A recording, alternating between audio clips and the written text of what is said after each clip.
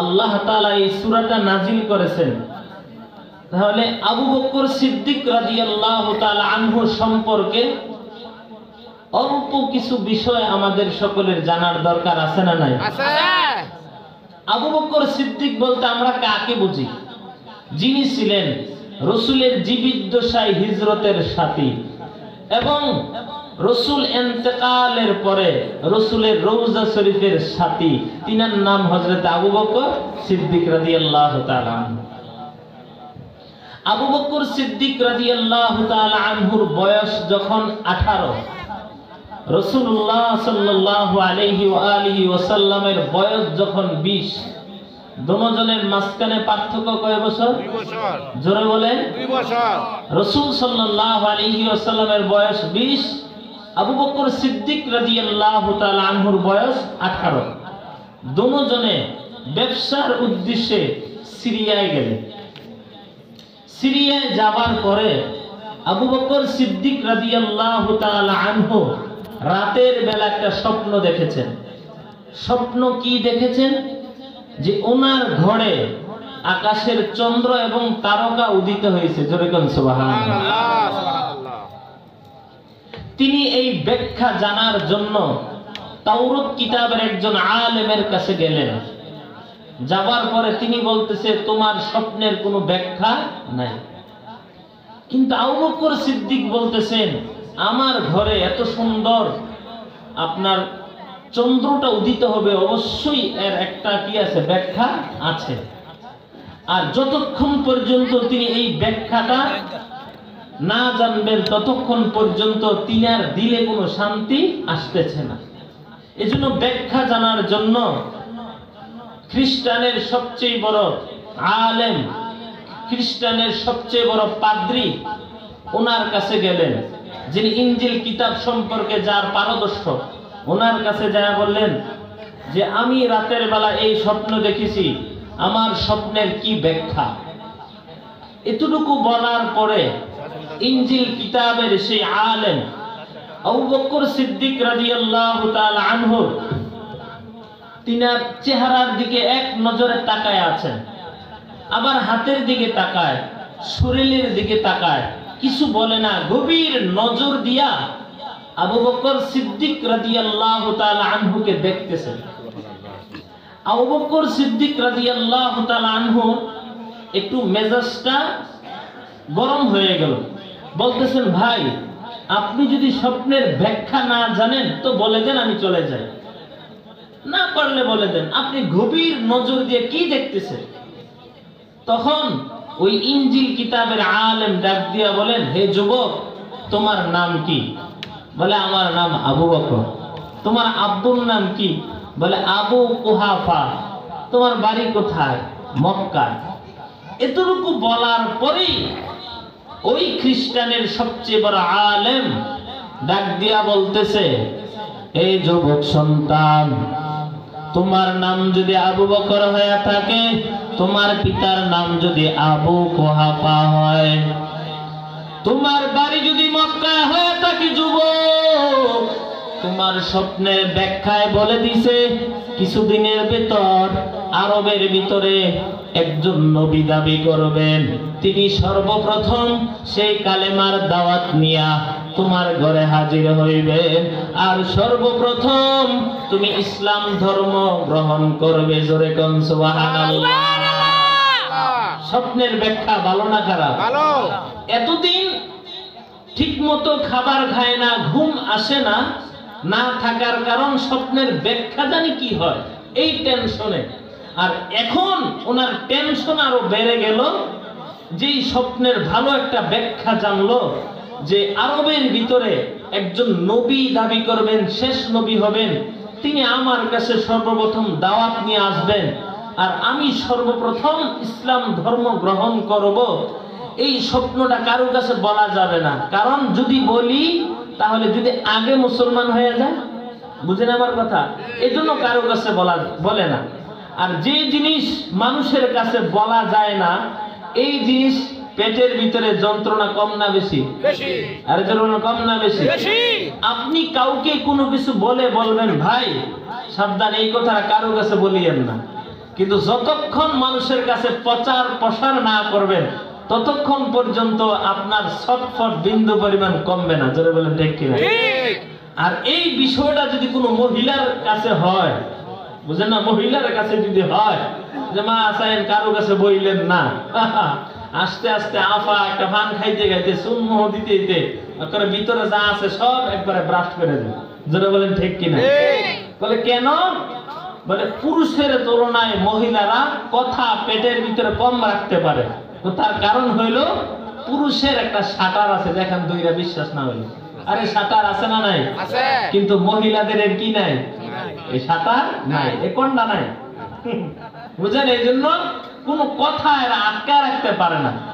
এই জন্য সংক্ষেপে একটা কথা বলি, আল্লাহ তাআলা 1,24,000 মতান্তরে 2,24,000 নবী রাসূল পাঠাইছেন, সবগুলা পুরুষ। কোন নারীকে আল্লাহ তাআলা নবী বানান নাই। জোরে বলেন ঠিক কি? আল্লাহ জানে হ্যাঁ গো ফেটের ভিতরে কি থাকতো না, কথা থাকতো না। জোরে বলেন ঠিক কি না? যাক, ওই দিকে আমি যাব না, আমি যেই দিকে যাচ্ছি এটা আগে বোঝানোর চেষ্টা করি। তো তিনি এখন পেরেশান, কখন ওই সময়টা আসবে আর আমার কাছে সেই কালেমার দাওয়াত নিয়ে আসবে। এখন কে হতে পারে নবী? উনি নিজে নিজে একটা জরিপ করতেছে, কে হতে পারে আরবের ভিতরে নবীটা কে হতে পারে। তিনি ঘুরে ঘুরে ঘুরে ঘুরে ধ্যান খেল দিয়ে দেখলো যে যদি আরবের ভিতরে নবী হওয়ার কোন যোগ্য ব্যক্তি থাকে, একজনই আছে, তিনি হলেন আব্দুল্লাহর সন্তান মুহাম্মদ যেরকম সাল্লাল্লাহু আলাইহি ওয়াসাল্লাম। তিনি এছাড়া আর কেউ নাই। তিনার দিলের ধারণা, বুঝছেন, আর কেউ না। বাস এতটুকুই ওনার দিলে তামান্না ঢুকলো, আর কারো কাছে স্বপ্নটা বলে না। এইভাবে চলছে সময়।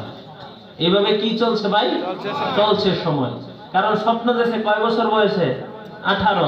রসুলের বয়স কত? 20। আর রসুল নবুয়ত পাইছে কয় বছরে? 40। জোরে বলেন কয় বছরে? 40। তাহলে মাঝখানে বছর কত? আরো 20 বছর। দেখেন কত পেরেশানিতে উনি কাটাইছেন। দেখেন যাক, এবার রাহমাতুল লিল আলামিন আল্লাহ তাআলার ধ্যান খেলে মগ্ন ছিলেন হেরা গুহায়। যারা বাইতুল্লাহ গিয়েছেন হেরা গুহা দেখে আসছেন, যেখানে আল্লাহর কোরআন নাজিল হয়েছে। রাহমাতুল লিল আলামিন ওই পাহাড়ের উপর হেরা গুহার ভিতরে আল্লাহ তাআলার ধ্যানে খেলে মগ্ন হয়ে যায়। আল্লাহ পাক রব্বুল আলামিন সর্বপ্রথম জিবরিল আলাইহিস সালামকে রাহমাতুল লিল আলামিনের কাছে কোরআন দিয়া পাঠাইলেন। জিবরিল এসে বলল, পয়গম্বর, ডাক দিয়া জিবরিল আলাইহিস সালাম রাহমাতুল লিল আলামিনকে বুকের সাথে বুকটা লাগাইলেন আর বলেন ইকরা। পয়গম্বর বলেন আনা বিকারিন, আমি পড়তে জানি না। জিবরিল আবার চাপ দিয়া বলেন ইকরা। পয়গম্বর বলেন আনা বিকারিন, আমি পড়তে জানি না। জিবরিল আবার চাপ দিয়া বলেন ইকরা বিসমি রাব্বিকাল্লাযী খালাক। এতটুকু বলার পর রাহমাতুল লিল আলামিন একটানা 5 আয়াত পর্যন্ত তিলাওয়াত করলেন। ইকরা বিসমি রাব্বিকাল্লাযী খালাক, খালাকাল ইনসানা মিন আলাক, ইকরা ওয়া রাব্বুকাল আকরাম আল্লাযী আল্লামা বিল কলম। এই আল্লাহর বান্দা রাহমাতুল লিল আলামিনের কাছে কোরআন নাজিল হয়ে গেলেন, তিনি পাগল পারা হয়ে গেলেন। জিবরিল কোন ভঙ্গিমাতে আমাকে তেলাওয়াত করে শোনাইলো, মুখস্থ করার জন্য রাহমাতুল লিল আলামিন একটু পেরেশান হয়ে গেলেন। আল্লাহ পাক আয়াত নাজিল করে জানা দিলেন, ও পয়গম্বর, আপনার টেনশনের দরকার নাই, জিবরিলের কাছেও পড়ার দরকার নাই। লা তুহাররিক বিহি লিসানাকা লিতাজালা বি, ইন্না আলাইনা জামআহু ওয়া কুরআনা। ও পয়গম্বর, জিহ্বা নাড়ানোর কোনো দরকার নাই। আমি আল্লাহ এই কোরআন আপনার সিনার ভিতরে ভিতরে আমি আল্লাহ কুদরতি ভাবে জমা করে দিলাম। জোরে কোন সুবহানাল্লাহ। রাহমাতুল লিল আলামিনকে জিবরিল যখন চাপ দিলেন, সর্বপ্রথম জিবরিল আলাইহিস সালাম আগমন করিলেন। জিবরিলের চাপের কারণে কোরআন যখন ভেতরে ঢুকছে, রাহমাতুল লিল আলামিন শরীরের তাপমাত্রা বেড়ে গেল, শরীরের উপরে জ্বর উঠে গেল, থরথরি কাঁপ উঠে গেল। রাহমাতুল লিল আলামিন দৌড়াইয়া বাসায় গিয়া আম্মা জান খাদিজাতুল কুবরা রাদিয়াল্লাহু তাআলা আনহাকে ডাক দিয়া বলে, ও খাদিজা, আমাকে আমজা করে ধরো। খাদিজাতুল কুবরা রাদিয়াল্লাহু তাআলা আনহা রাহমাতুল লিল আলামিনকে চাদর দিয়া একেবারে বেষ্টন করে আমজা করে ধরলেন। রাহমাতুল লিল আলামিনের তাপ বেড়ে গেল আর থরথর করে কাঁপতেছেন। এরে আল্লাহর বান্দা, এর যুবক, ভালো করিয়া শুনিয়া লও। আম্মা জান ভালো করিয়া শুনিয়া নেন। ও মুরব্বী বাবারা ভালো করিয়া শুনিয়া নেন। রাহমাতুল লিল আলামিনকে যখন আমজা করে ধরলেন, আম্মা জান খাদিজাতুল কুবরা রাদিয়াল্লাহু তাআলা আনহা বলেন, আমি আমার কানে শুনতে পাই রাহমাতুল লিল আলামিন গুম গুম সুরে কান্না করতেছে। আম্মা জান খাদিজাতুল কুবরা ডাক দিয়া বলেন, ও পয়গম্বর, আপনি কেন কাঁদেন? আমি জানি আপনার মা নাই, আপনার বাবা নাই। জন্মের আগে আপনার বাবা বিদায় হয়ে গেল। 6 বছর হতে না হতে আপনার মাও বিদায় হয়ে গেল। আপনি বড় এতিম, আপনার মা বাবার কথা স্মরণ হয়ে গেল নাকি? রাহমাতুল লিল আলামিন বলতেছেন, ও খাদিজা, আমার মা বাবার কথা স্মরণ হয় নাই। আপনি কেন কাঁদেন? বলে, আল্লাহ আমার উপর কোরআন নাজিল করেছেন। জিবরিল আলাইহিস সালাম আমার উপর আগমন করেছে। আল্লাহ পাক আমাকে দাওয়াত দিয়া পাঠাইছেন কালেমার দাওয়াত দেওয়ার জন্য। আমি এখন কাকে দাওয়াত দিব? ইতিমধ্যে খাদিজাতুল কুবরা রাদিয়াল্লাহু তাআলা আনহা ডাক দিয়া বলেন, ও পয়গম্বর, আর টেনশন করার দরকার নাই, আপনার চিন্তার দরকার নাই। আমি খাদিজাতুল কুবরা রাদিয়াল্লাহু তাআলা আনহা সর্বপ্রথম আপনার সেই দাওয়াত গ্রহণ করে নিলাম। জোরে কোন সুবহানাল্লাহ। শুধু এতটুকুই না, আমি হলাম আরবের ভিতরে সবচেয়ে বড় ধনাত্ম। 2 জন স্বামী বিদায় হবার পর তৃতীয় স্বামী হিসাবে আপনাকে গ্রহণ করলাম। ও পয়গম্বর, আমার সম্পদের অভাব নাই। আল্লাহ পাক আমাকে যত সম্পদ দান করেছে, আমি খাদিজা সব ধন সম্পদ ইসলামের জন্য দান করে দিলাম। জোরে কোন সুবহানাল্লাহ। এই যুবক, পর্দার অন্তরালের মা, রাহমাতুল লিল আলামিনের সহধর্মিণী আম্মা জান খাদিজাতুল কুবরা রাদিয়াল্লাহু তাআলা আনহা কালেমার দাওয়াত গ্রহণ করলেন। রাহমাতুল লিল আলামিন বলেন, ও খাদিজা, ঘরে বসার আর সুযোগ নাই, এই কালেমার দাওয়াত নিয়ে বের হতে হবে। রাহমাতুল লিল আলামিন এই কালেমার দাওয়াত নিয়ে বের হইলেন। রাস্তায় এসে চিন্তায় পড়ে গেল, আমি কার কাছে দাওয়াত নিয়ে যাব? কারণ ওই বাইতুল্লাহর ভিতর 1টা 2টা মূর্তি না, 360টা মূর্তি তার ভিতরে ঢুকানো আছে। আমি বলবো আল্লাহ একজন, আর ওরা বলবে আল্লাহ অনেকজন। এরে আল্লাহর বান্দা, এই জমিনে আল্লাহর ব্যাপারে মন্তব্যের অভাব নাই। হিন্দু সম্প্রদায় যারা আছে, সনাতন ধর্ম, ওরা বলে 33 কোটি দেবতা। জোরে বলেন ঠিক কিনা? খ্রিস্টানরা বলে আল্লাহ 3 জন, ইহুদিরা বলে আল্লাহ 2 জন, এরকম মতানক্ষর অভাব নাই। আমি যদি আল্লাহ একজন বলি আর খানায় কাবার ভেতরে 360টা মূর্তি ওঠানো ওরা পূজা করে, আমি এখন কার কাছে দাওয়াত নিয়ে যাব? রহমাতুল লিল আলামিনের দিলের ভিতরে একটা ধাক্কা লাগছে। এই মুহূর্তে আমি যদি কালেমার দাওয়াত নিয়া আমার সফর সাথী আবু বকরের কাছে যাই, আমার দিল সাক্ষী দেয় আবু বকর আমার দাওয়াত ফিরাইবে না। জোরে কোন সুবহানাল্লাহ। দুই জনের ধাক্কা মিল আছে না নাই? আছে। ওদিক দিয়ে আবু বকর অপেক্ষা করতেছে কখন আরবের ভিতর নবী দাবি করবে আর আমার কাছে দাওয়াত নিয়ে আসবে, আমি সর্বপ্রথম ইসলাম ধর্ম গ্রহণ করব। আর দিলে একটা ধাক্কা লাগছে, এই আরবের ভিতর নবী হওয়ার যোগ্য একজন ব্যক্তি আছে, তিনি হলেন আব্দুল্লাহর সন্তান মুহাম্মদ। দুজনের ভিতরে একটা ধাক্কা লাগলো রে ভাই, এটা দুনিয়ার কোনো ধাক্কা না, এটা হলো মহাব্বতের ধাক্কা, ঠিক কিনা?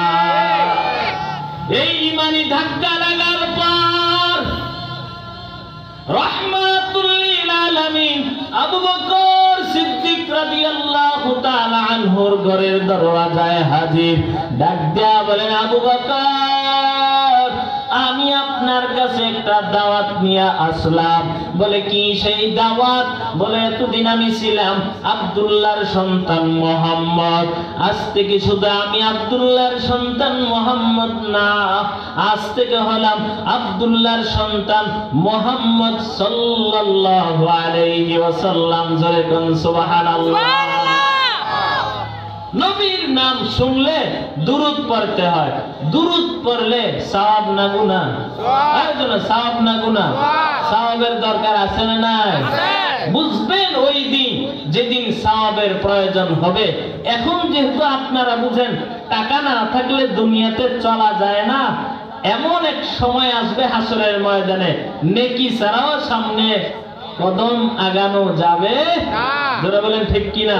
অতএব নেকির পাল্লা ভারী করার দরকার আছে না নাই? একটুখানি নেকের তরে রোজা হাসরের মাঠেতে বাবা ঘুরবে ছেলের পিছে, ছেলে বাবার আগেতে। আহা যেমন কঠিন দিনেতে নামাজ তোমায় ভুলবে না, ঠিক মতো পড়িলে নামাজ জান্নাত তোমার ঠিকানা। এরে আল্লাহর বান্দা,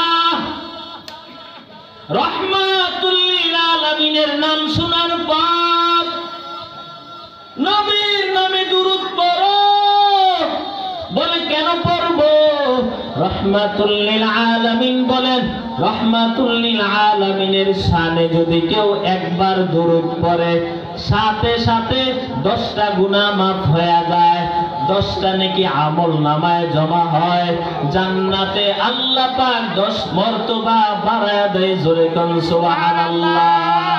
রহমাতুল লিল আলামিন বলেন, কোন আল্লাহর বান্দা যদি দৈনন্দিন রাসূলের নামে দুরূদ পড়ে 1000 বার, জোরে বলেন কয় হাজার? 1000 বার যদি দুরূদ পড়ে, আল্লাহর নবী বলেন জান্নাতে নাম লেখা না পর্যন্ত আল্লাহ পাক তার মরণ দিবে না। জোরে কোন সুবহানাল্লাহ। আর জোরে বলেন সুবহানাল্লাহ। এরে আল্লাহর বান্দা, নবীর নামে দুরূদ পড়ো। নবীর দুরূদের কত মর্যাদা জানো?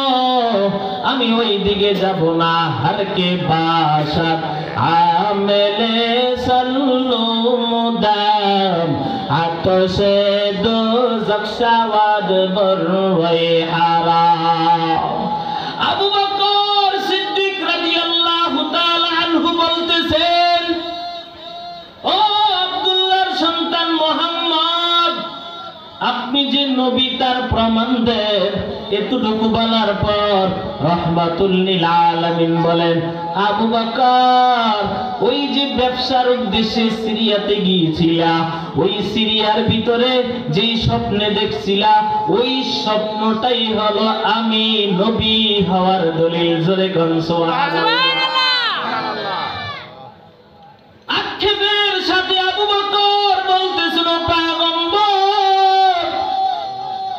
সেই স্বপ্নটা তো আমি কারো কাছে বলি নাই, খ্রিস্টানদের একজন পাদ্রীর কাছে বলছিলাম, যিনি আমার স্বপ্নের ব্যাখ্যা দিয়েছেন উনি জানে, আর কেউ জানে না।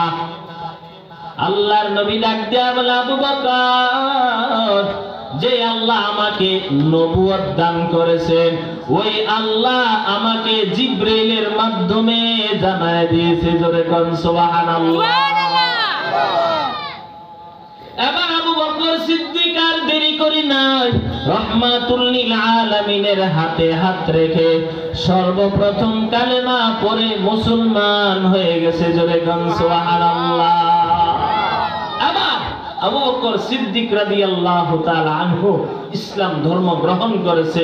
পুরুষদের ভেতর সর্বপ্রথম যিনি ইসলাম ধর্ম গ্রহণ করেছেন তার নাম কি? হযরতে আবু বকর সিদ্দিক রাদিয়াল্লাহু তাআলা আনহু। আবু বকর সিদ্দিক রাদিয়াল্লাহু তাআলা আনহুর শানে আরেকটা কথা বলি, খুব খেয়াল করে শুনেন। রাহমাতুল লিল আলামিন সাহাবায়ে কেরামের মাঝে বসা, রাহমাতুল লিল আলামিন বলতেছেন, ও সাহাবায়ে কেরাম, আজকে এখানে তোমাদের মাঝে যারা আছে তোমাদের মধ্যে এরকম কি কেউ আছে আজকে কেউ রোজা রেখেছে? সবাই একেবারে চুপচাপ, সবাই একেবারে চুপচাপ। আবু বকর সিদ্দিক রাদিয়াল্লাহু তাআলা আনহু দাঁড়ায় বলেন, লাব্বাইকা ইয়া রাসূলুল্লাহ, আনা সায়েম। ইয়া রাসূলুল্লাহ, আমি আজকে রোজা রেখেছি। জোরে বলেন সুবহানাল্লাহ। সুবহানাল্লাহ। রাসূল আবার ডাক দিয়া বলেন, ও সাহাবায়ে কেরাম, আজকে কি তোমাদের মাঝে এমন কেউ আছে যে জানাজার নামাজ পড়েছে? সবাই চুপচাপ বসে আছে। আবু বকর সিদ্দিক দাঁড়ায় বলেন, আনা ইয়া রাসূলুল্লাহ, আমি এই মাত্র একটা জানাজার নামাজ পড়ে আসছি। জোরে কোন সুবহানাল্লাহ। আবার রাসূল সবাইকে লক্ষ্য করে বলতেছেন, এখানে কি কেউ আছো যে আজকে গরীব মিসকিন অসহায়কে কিছু টাকা দান করেছো? সবাই চুপচাপ বসে আছে। আবু বকর দাঁড়ায় বলেন, লাব্বাইকা ইয়া রাসূলুল্লাহ, আমি আসার সময় কিছু টাকা গরীব মিসকিনকে দান করে আসছি। জোরে কোন সুবহানাল্লাহ। আবার রাসূল বলতেছেন, ও সাহাবায়ে কেরাম, তোমাদের মাঝে এরকম কেউ আছে যে একটা গরীব অসুস্থ ব্যক্তি দেখে আসছে? কারণ অসুস্থকে দেখতে যাওয়া এটা রাসূলের সুন্নাত। ধরুন কার সুন্নাত? জাননি আপনারা দেখতেন? আরে বলে জাননি, সবাই তো তেলের মাথা তেল দিতে পারে। যদি কোনো সময় জানতে পারে এমপি সাহেব অসুস্থ, এর বাপে গেলে অসুস্থ, খবর নাই। এমপি সাহেব অসুস্থ, হুজুর এমপি সাহেব বলে দোয়া করেন, 5 কেজি 10 কেজি মিষ্টি দিয়ে দোয়া করায়, আছে না নাই? বাপে গেলে অসুস্থ, এটার খবরই নেই। বুঝেন না আমার কথাটা কি বলছি? এই জন্য বলছি, তাহলে চাই সে ধনী হোক আর গরিব হোক, শিক্ষিত হোক আর মূর্খ হোক, যেই হোক না কেন, অসুস্থ হইলে তাকে দেখতে দেওয়া কি সুন্নাত। তো সবাইকে বললেন, সবাই চুপচাপ বসে আছে। আবু বকর সিদ্দিক দাঁড়া বলেন, না ইয়া রাসূলুল্লাহ, আমি আসার সময় একটা অসুস্থ ব্যক্তিকে দেখে আসছি। জোরে কোন সুবহানাল্লাহ। রাসূল সাল্লাল্লাহু আলাইহি ওয়াসাল্লাম বলেন, ও সাহাবায়ে কেরাম, এই মুহূর্তে আমার যেই সাহাবীর ভিতরে 4টা গুণ পাইলাম, যে তিনি আজকে রোজাও রেখেছেন এবং আজকে জানাজাও পড়ে আসছে, আজকে কিছু টাকা পয়সাও সদকা করে আসছে এবং অসুস্থ ব্যক্তিকেও দেখে আসছে, যার ভিতরে 4টা গুণ ইতিমধ্যে পাইলাম। তোমরা যদি কেউ জান্নাতি লোক দেখতে চাও তাহলে আমার আবু বকরকে দেখে নাও। জোরে কোন সুবহানাল্লাহ। আমার আবু বকর একজন জান্নাতি ব্যক্তি। জোরে কোন সুবহানাল্লাহ। আবু বকর দুনিয়াতে জান্নাতের কি পাইছেন? সার্টিফিকেট পাইছেন, টিকেট পাইছেন। জোরে বলেন ঠিক কি না? আর যেমন ঠিক কি না? সে আবু বকরের শানে আল্লাহ তাআলা এই সূরাটা নাজিল করেছেন। আচ্ছা, আর একটু সামনে বলি, সামনে যাই। আবু বকর সিদ্দিক রাদিয়াল্লাহু তাআলা আনহু, তো রাসূল দেখেন, রাসূল কালেমার দাওয়াত দিয়েছেন 40 বছর পরে। তাহলে আবু বকর 2 বছর ছোট হলে তাহলে আবু বকরের বয়স ধরেন 38। জোরে বলেন কত? 38 এর সময় তিনি ইসলাম ধর্ম কি করেছেন? গ্রহণ করেছেন। বুঝেন না আমার কথাটা? যাক, এখন আসেন, এর আগে ইসলাম ধর্ম গ্রহণ করার আগে তিনি একটা ব্যবসা করতেন। তিনি একটা কি করতেন? ব্যবসা করতেন। তো ব্যবসা যে করতেন, তিনি হলেন একজন বিধর্মী, ঠিক আছে? আর আবু বকর হলেন ইমানদার, ঈমান এনেছেন, গ্রহণ করেছেন। তো একজন ইমানদার, একজন বেঈমান। একজন ইমানদার একজন কি বেঈমান। বেঈমান। কথার কথা ধরে নেন 50,000 করে শেয়ার একটা ব্যবসা করে। আবু বকর সিদ্দিক রাদিয়াল্লাহু তাআলা আনহু 50 আর ওই বেঈমানের কত 50, মোট কত 1 লাখ। 1 লাখ। দুইজনে দোকানদারি করে শেয়ারের ব্যবসা, কিন্তু একজন ইমানদার আরেকজন কি বেঈমান। জোরে বলে, একজন ইমানদার আরেকজন কি বেঈমান। কিন্তু দোকানদারি যে করে, কিন্তু দুজনের দোকানদারির ভিতরে একটু গলত মলত হচ্ছে। গলত মলতটা কি জানেন? যেদিন বেঈমানে আইসা দরজা খুলে, আপনার দোকানের দরজা খুলে, সে আগরবাতি লাগায়, এটাকে নমস্কার দেয়, আর নম আর যা যা করে এইগুলো বলে। বুঝেননি আমার কথা কি বলছি? হ্যাঁ, বুঝছি। তো এটা আবু বকর সিদ্দিক দেখে ওনার সহ্য হয় না। আমি একজন ইমানদার, আর আমার এই দোকানটা এইভাবে খুলবে না, হতে পারে না। আর যেদিন আবু বকর সিদ্দিক আইসা খুলে, ওই দিন আবু বকর সিদ্দিক রাদিয়াল্লাহু তাআলা আনহু দরজাটা যখন খুলে তখন বিসমিল্লাহ বলে দোকান খুইলে সুন্দর করে বইসা আল্লাহ পাকের কালাম থেকে সূরা ইয়াসিন তেলাওয়াত করে জোরে কোন সুবহানাল্লাহ। ইয়াসিন ওয়াল কুরআনিল হাকীম ইন্নাকা লামিনাল মুরসালিন আলা সিরাতিম মুস্তাকিম তানজিলাল আজিজির রহিম লিতুনজিরা কওমান মা উনজিরা আবাউহুম ফাহুম গাফিলুন لقد حق القول على أكثرهم فهم لا يؤمنون إنا جعلنا في أعناقهم أغلالا فهي إلى الأذقان فهم مقمحون وجعلنا من بين أيديهم سدا ومن خلفهم سدا فأغشيناهم فهم لا يبصرون। এরে আল্লাহর বান্দা আবু বকর সিদ্দিক রাদিয়াল্লাহু তাআলা আনহু আল্লাহ পাকের কালাম দোকান খুললেই তেলাওয়াত করে। এই তিলাওয়াতের আওয়াজটা ওই বেঈমান দেখে সহ্য করতে পারে না। আবু বকর সিদ্দিক রাদিয়াল্লাহু তাআলা আনহু ওই বেঈমান যে কাউসারে দরজাটা খুলে তিনিও দেখতে পারেন না। আবু বকর সিদ্দিক রাদিয়াল্লাহু তাআলা আনহু ইসলাম ধর্ম অনুসরণ করে যেরকম ভাবে দরজাটা খুলিয়া আল্লাহ পাকের কালাম তেলাওয়াত করে, এটাও বেঈমান সহ্য করতে পারে না। দুইজনের ভেতরে দ্বন্দ্ব লাগার আগে আবু বকর ডাক দিয়া বলেন, ও বেঈমান, আমি ইমানদার, তুমি বেঈমান, তোমার সঙ্গে আর ব্যবসা করা যাবে না। এখন ব্যবসা ভাগাভাগি হয়ে গেল। বুঝাবার জন্য বলি 50, 1 লাখ। আবু বকর সিদ্দিকের 50 আর ওদিক দিয়া বেঈমানের 50 ভাগাভাগি হয়ে গেল। আবু বকর সিদ্দিক রাদিয়াল্লাহু তাআলা আনহু এবার সেই 50,000 টাকা দিয়া এবার ব্যবসা শুরু করলেন, আখিরাতের ব্যবসা। কি সে আখিরাতের ব্যবসা? ভালো করিয়া শুনিয়া লও। যেই সাহাবায়ে কেরাম ওই বেঈমানের কাছে গোলাম হইয়া আছে, তাদেরকে ওই টাকা দিয়া কিনিয়া তিনি আজাদ করে দেয়। আর ওই বেঈমান যেহেতু আল্লাহকে ভয় করে না, বিশ্বাস করে না, পরকালের ভয় নাই, এই টেনশন নাই, সে 24 ঘন্টাই দুনিয়া নিয়ে ব্যস্ত, দুনিয়ার টাকা পয়সা বাড়ানো নিয়ে ব্যস্ত। কিভাবে টাকা পয়সা বাড়বে ব্যস্ত। অল্প কিছু দিনের ভিতরে ওই টাকা পয়সা দিয়া লম্বা টাকার মালিক হয়ে গেল। 50,000 টাকা ভাগাভাগি হলো, অল্প দিনের ভিতরে 3 লাখ টাকার মালিক হয়ে গেল। এদিক দিয়ে আবু বকর সিদ্দিক রাদিয়াল্লাহু তাআলা আনহু দুনিয়ার ব্যবসা করে না, আখিরাতের ব্যবসা করে। ওই গোলামগুলা আজাদ করে দেয় টাকা দিয়া কিনা। এরে আল্লাহর বান্দা, তিনার আসল 50 থেকে এখন কমে গেল, 20 কমে গেল, আছে 30। হঠাৎ করিয়া একদিন ওই বেঈমানের সঙ্গে দেখা হয়ে গেল। ডাক দিয়া বলে, আবু বকর, তোমার ব্যবসার কি হালাত?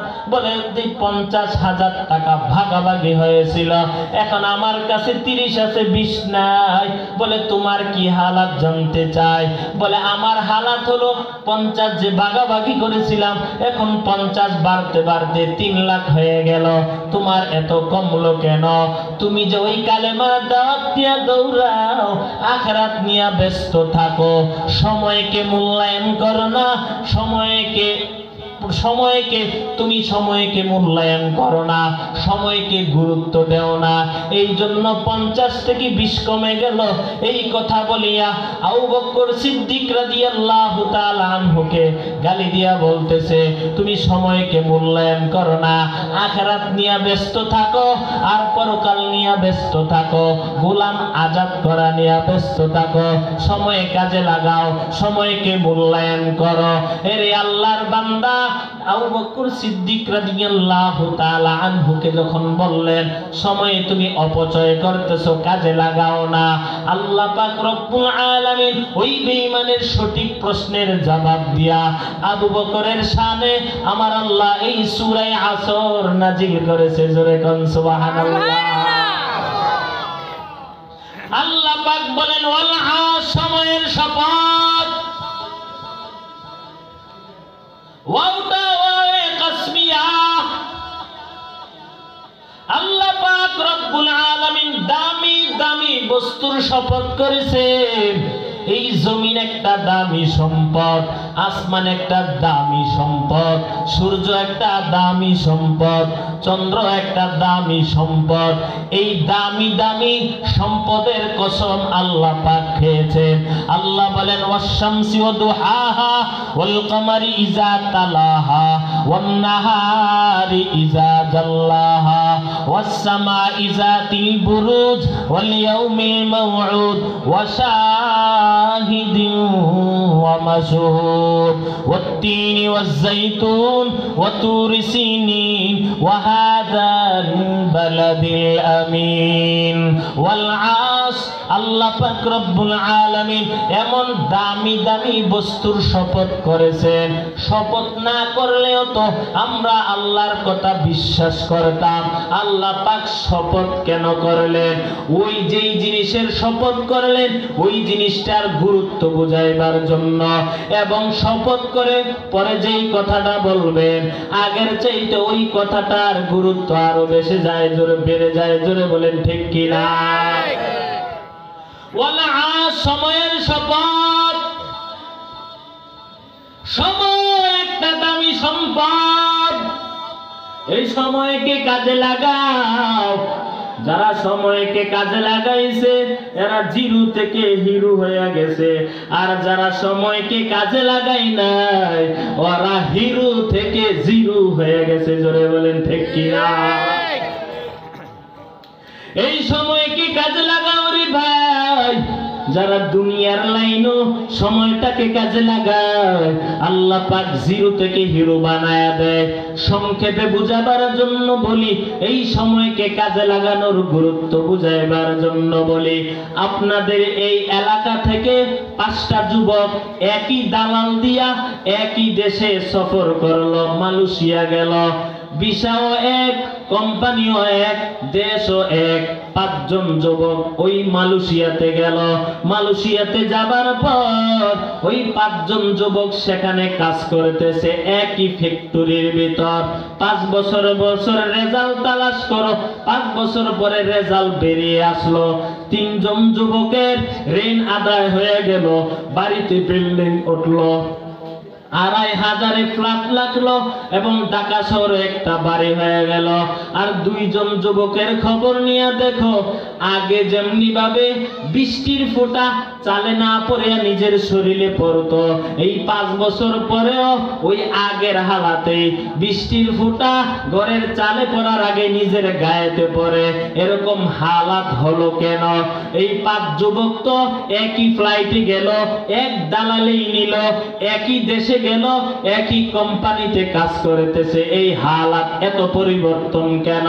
3 জন যুবককে জিজ্ঞেস করা হলো, আমরা সবাই 8 ঘন্টা ডিউটি করলাম, 8 ঘন্টা ডিউটি করার পর আমরা 3 যুবক বসে থাকি নাই, সময়টাকে কাজে লাগাইছি, আরো 8 ঘন্টা ওভার ডিউটি করেছি।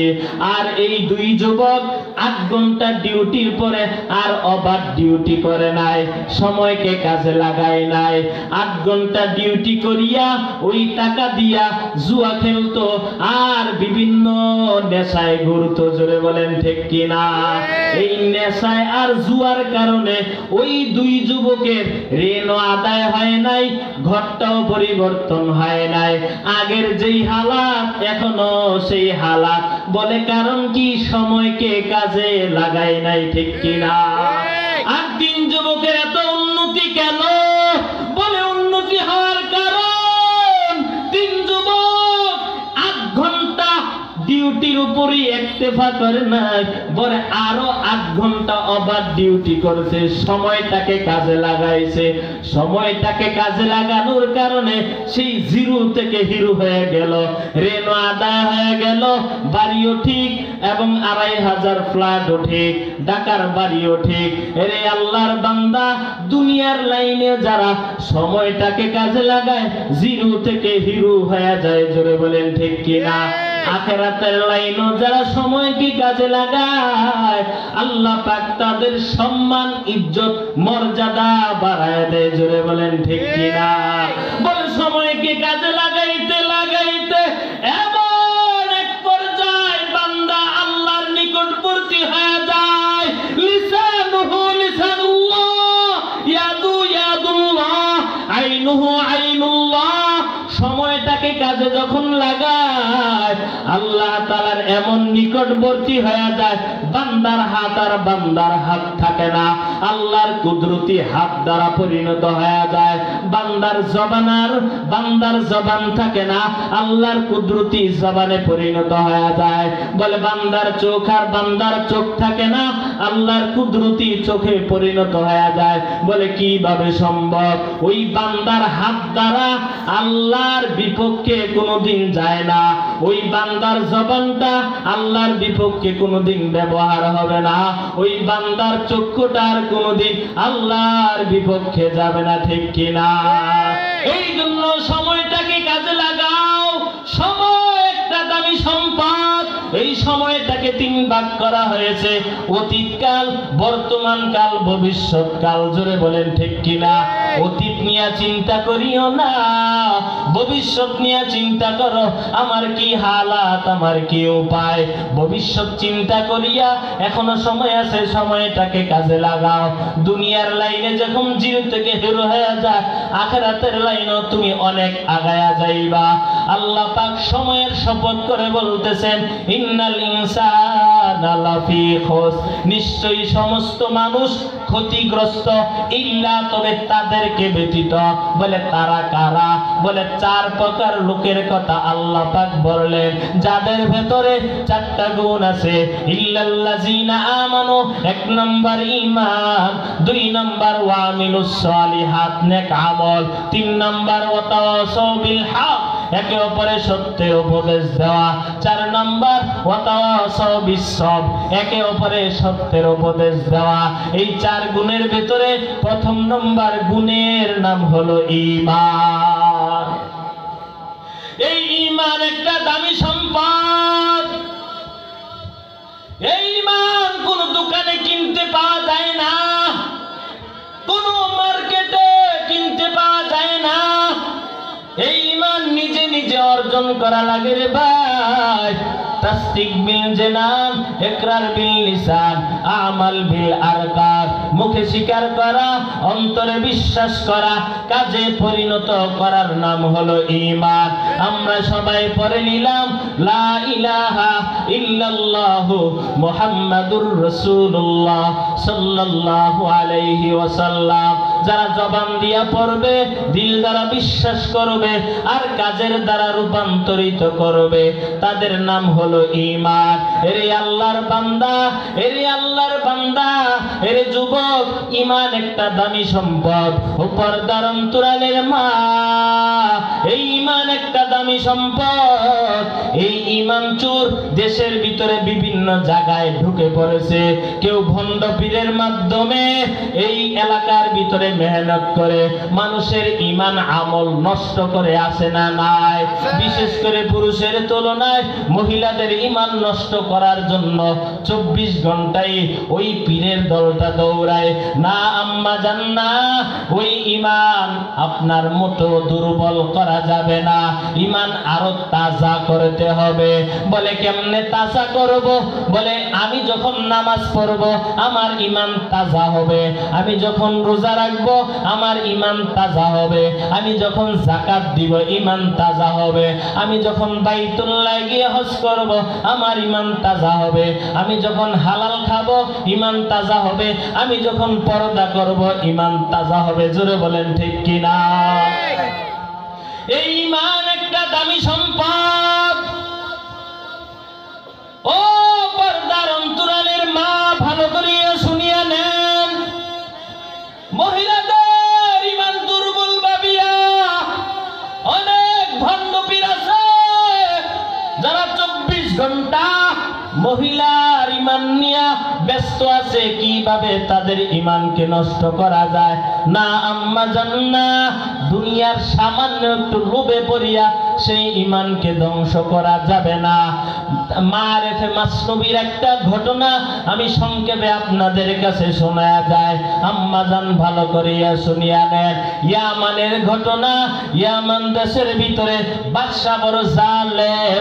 ওই জালেম বাদশা ঘোষণা করলো আমার কদমে সবাই সেজদা দিতে হবে। সবাই তাহার ওই শাস্তি থেকে রক্ষা পাওয়ার জন্য সবাই তার কদমে সেজদা দেয়। ওই দেশের ভিতরে একজন ঈমানদারিনী মহিলা, একজন নেককারিনী মহিলা, ঈমান বড় তাজা, ঈমান বড় মজবুত। সিরিয়ালে ওই মহিলার নামটাও ভেসে আসলো। ওই মহিলার কোলে একটা দুধের বাচ্চাও ছিল। ওই দুধের বাচ্চাটা নিয়ে সিরিয়ালে ওই মহিলাটা হাজির হয়ে গেল। ওই জালেম বাচ্চা ডাক দিয়া বলো, মহিলা আমার কদমে সেজদা দাও। ও ঈমানদারিনী মহিলা ডাক দিয়া বলতেছে, না না আমি তোমার কদমে সেজদা দিব না। বলে কেন দিবা না? বলে আমি এই নাক আর কপাল আমি আমার মাওলার কুদরতি কদমে সেজদা দেই। জোরে কোন সুবহানাল্লাহ। যেই নাক আর কপাল আমার মাওলার কুদরতি কদমে সেজদা দেই, আমি লুটে পড়ি। এই কদম কারো দুনিয়ার কোন কারো কদমের ভিতরে আমি সেই নাক আর কপাল ঠেকাইব না। জোরে কোন সুবহানাল্লাহ। এবার বাদশা বলতেছে, মহিলা তুমি যদি আমার কদমে সেজদা না দাও তোমাকে শাস্তির ব্যবস্থা করব। মহিলা বলে আমি শাস্তি ভোগ করতে রাজি আছি, তারপরও তোমার কদমে সেজদা দিব না। এবার মহিলা ঈমান দুর্বল ভাবিয়া ডাক দিয়া বলে, ও মহিলা তোমার কোলের ভিতরে যে শিশু দুধের বাচ্চাটা আছে ওই বাচ্চাটাকে আগুনে জ্বালায়া দেব। বলে দেন তারপরও ঈমান ছাড়ব না, আপনার কদমে সেজদা দিব না। বলে কেন? আল্লাহ কি ছাড়া কাউকে এই নাক আর কপাল ঠেকানো যায় না। যদি কোনো মাজারে অথবা কোনো পীরের পায়ে এই নাক আর কপাল ঠেকায় তাহলে মুশরিক হয়ে যাবে। মুশরিক বলা হয় আল্লাহর সঙ্গে শরীক করা। আর মুশরিক যারা হয়ে যায় এরা হলো নাপাক। আর মুশরিকের ঠিকানা হলো জাহান্নাম। ঠিক কিনা? এবার মহিলা বলতেছে, না না আমি শাস্তি ভোগ করতে রাজি আছি, আমার সন্তানকেও আগুনে জ্বালাইতে রাজি আছি, তারপরেও আমি তোমার কদমে সেজদা দিব না। ও মহিলারা ভালো করিয়া শুনিয়া নাও। এবার আগুন জ্বালাইলো। এবার শিশু বাচ্চাটা ওই মহিলার কোন থেকে টান দিয়া এনে হাতে ধরিয়া বলতেছে, ও মহিলা এখনো সময় আছে, আমার কদমে সেজদা দাও, যদি না দাও এই বাচ্চাটা এখন আগুনে জ্বালায়া দেব। এবার মহিলা বলতেছে, দাও দাও। এরে যুবক পর্দার অন্তরালের মা, এবার মহিলার বাচ্চাটা নিয়া এবার আগুনের সামনে নিক্ষেপ করে দিল। এবার মহিলা দুটো হাত আল্লাহর কাছে উত্তোলন করে বলে, তার মালিক আপনার মহব্বতের কারণে আমার সন্তান আজ এখন আগুনের লাকড়ি হতে চলছে। ও আয় আল্লাহ, আপনি তো ইব্রাহিম আলাইহিস সালামকে নমরুদের আগুন থেকে